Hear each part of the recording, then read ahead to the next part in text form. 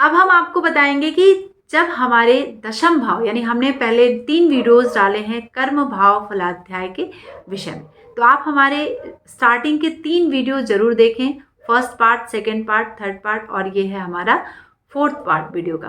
ठीक है, तो अगर आप दशम भाव की चर्चा के विषय में जानना चाहते हैं, अगर हम दशम भाव की चर्चा कर रहे हैं, तो शुभ योग के विषय में यहाँ पर हम चर्चा करेंगे। ठीक है, जो बहुत ही इंपॉर्टेंट होता है हमारे दशम भाव से रिलेटेड, यानी दशम भाव ही हमारा वर्तमान है, दशम भाव ही कर्म भाव है, और वही हमारा वर्तमान है, और वही हमारा भविष्य बनता है, और वही हमारा पास्ट बनता है।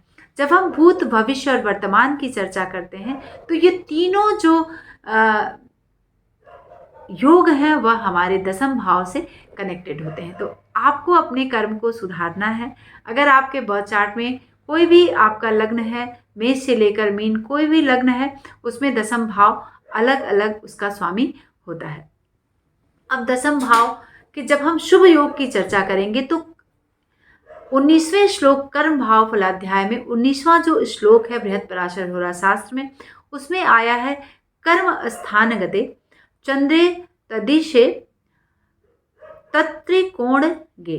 ठीक है, लग्ने से केंद्र भावस्थे सतकीर्ति सहितो भवेत। कर्म स्थान में यदि हमारे दशम भाव में चंद्रमा हो, दशमेश कर्म स्थान से त्रिकोण में, ठीक है, कर्म स्थान से त्रिकोण कौन सा हो गया, दशम भाव से त्रिकोण कौन कौन से भाव को हम बोलते हैं, प्रथम भाव, पंचम भाव और नवम भाव हमारे, उसमें से सबसे पंचम और नवम भाव सबसे शुभ त्रिकोण के चर्चा के विषय में हम जानते हैं। तो हमारे केंद्र स्थान से यानी दशम यानी कर्म भाव से त्रिकोण, तो कर्म भाव से त्रिकोण कौन होगा, यानी 10, 11, 12, 1 और 2। जो 2 यानी द्वितीय भाव जो होगा वह पंचम भाव होगा। हमारे कर्म स्थान से जो पंचम भाव होगा वह हमारा त्रिकोण होगा, है ना, वह पंचम भाव हमारा त्रिकोण होगा। और पंचम 5, 6, 7, 8 और 9, और छठा भाव जो होगा वह हमारा नवम भाव होगा। तो हमारे कर्म स्थान से जो त्रिकोण भाव है वो भाव लग्नेश केंद्र में हो। ठीक है, कर्म स्थान में चंद्रमा हो, दशमेश दशम भाव से कर्म स्थान से त्रिकोण में एवं लग्नेश केंद्र में स्थित हो, तो वह जातक सुंदर कीर्ति को अपने जीवन में प्राप्त करता है। ठीक है, और सुंदर यश प्राप्त करता है, मान सम्मान अपने कार्य क्षेत्र में, चाहे वह नौकरी के क्षेत्र में है, व्यापार के क्षेत्र में है, राजनीति के क्षेत्र में, यानी किसी भी क्षेत्र में है, वह क्या करता है, सुयश प्राप्त करता है। हर जगह उसकी यश और कीर्ति फैलती है, यानी उसको यश और कीर्ति मिलती है अपने जीवन में।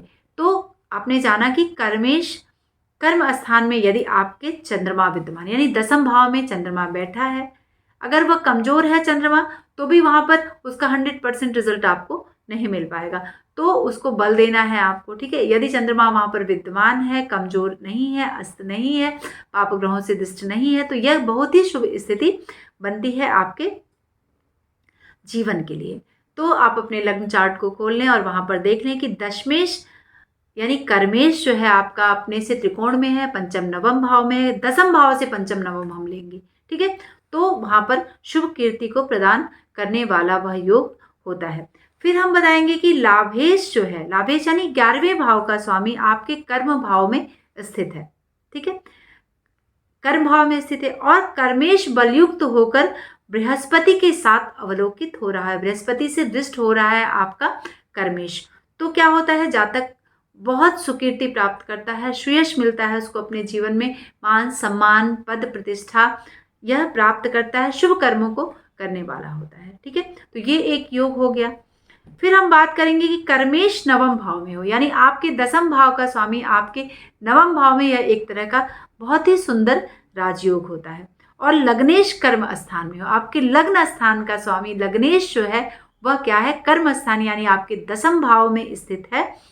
तो और लग्न से पंचम और नवम में चंद्रमा विद्यमान है, लग्न से पंचम में अगर चंद्रमा यानी लग्न आपका जो भी है, मेष से लेकर मीन कोई भी लग्न है, और वहाँ से पंचम भाव यानी पंचम भाव में यदि चंद्रमा विद्यमान है, तो आप अपने जीवन में बहुत ही विख्यात होंगे और बहुत ही सुकीर्ति प्राप्त करेंगे, यश मान प्रतिष्ठा आपको मिलेगी।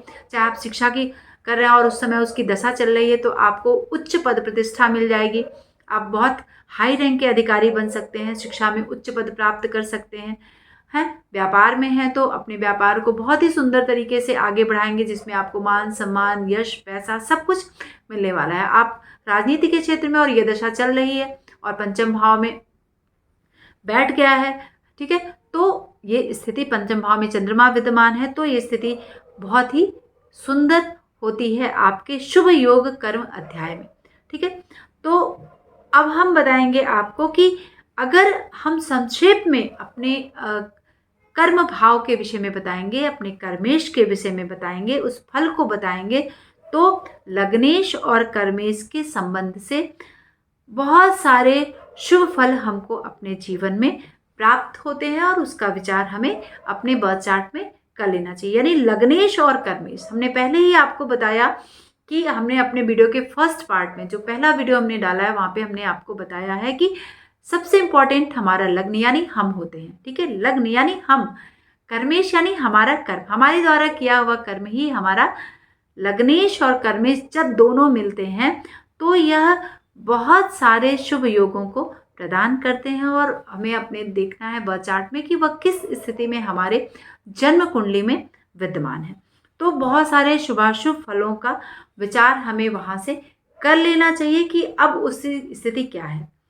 जैसे बहुत सारे योग हमने आपके फर्स्ट पार्ट में, सेकंड पार्ट में, वीडियो के थर्ड पार्ट में और फोर्थ पार्ट में मैंने बताया है कि कौन कौन से योग होते हैं। कर्म शुभ फलाध्याय, कर्म कुकर्म योग, अशुभ फल, ये कौन कौन से योग हैं जो हमें अपने कर्म की परिप्रेक्ष्य में जानना बहुत ही ज़रूरी है कि हम किस तरह के कर्म को अपने जीवन में करेंगे। और अगर इस तरह के योग हैं हमारे जीवन में, तो हमें, अगर अशुभ योग हैं तो हमें शुभ कर्म ही करना है, कितना भी वो ग्रह हमें प्रेरित करे, लेकिन हम अपने भविष्य को ध्यान में रखकर अपने इष्ट देव के साथ, उनके अपने जो भी हमारी आत्मा कहती है ना, वो हमेशा सत्य कहती है।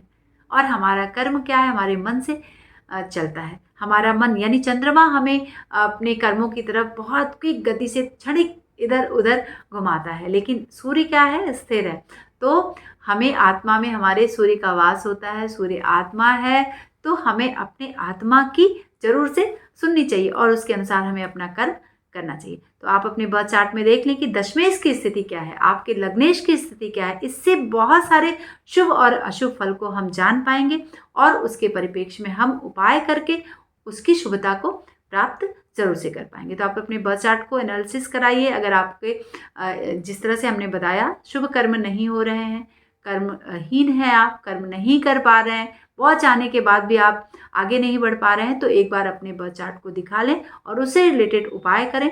तब आपके जीवन में यश, कीर्ति, मान सम्मान, व्यापार, शिक्षा, राजनीति, किसी भी क्षेत्र में है, कोई भी कार्य आप करते हैं उसमें आपको उन्नति प्राप्त होगी। आज के लिए बस इतना ही। आप हमारे इस वीडियो को शेयर जरूर करें मित्रों। नमस्कार, जय श्री